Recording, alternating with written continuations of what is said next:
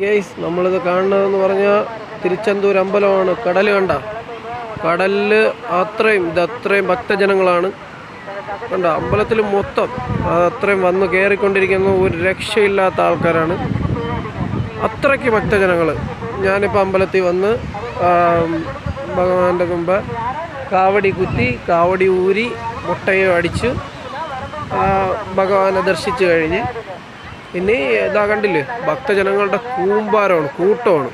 അതിനിടയ്ക്ക് ഇങ്ങനെ കഴിക്കാനുള്ള സാധനങ്ങളും അങ്ങനത്തെ ഇതെല്ലാം ഉണ്ട്. അപ്പം എല്ലാവരും മാക്സിമം ഈ തിരുച്ചെന്തൂർ അമ്പലത്തിലൊക്കെ വരേണ്ടതാണ്. ഞാൻ 14 വർഷത്തിന് മുമ്പ് എൻ്റെ ചേട്ടൻ്റെ ഇളയ മകൻ്റെ മുട്ടയടിപ്പിന് വന്നത്. അന്ന് അമ്മയൊക്കെ ഉണ്ടായിരുന്നു, അപ്പോഴും വന്നത്. അതിനുശേഷം പിന്നെ ഇപ്പോഴാണ്.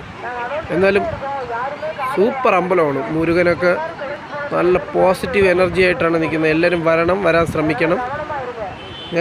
ഞാൻ മുട്ടയൊക്കെ അടിച്ചു കഴിഞ്ഞായിരുന്നു. നന്ദി, നമസ്കാരം. എല്ലാവരും അമ്പലത്തിൽ വരണം, ഭഗവാനെ തൊഴണം. അതിനുള്ള പുണ്യവും ഭക്തിയും നിങ്ങൾക്കുണ്ടാവും.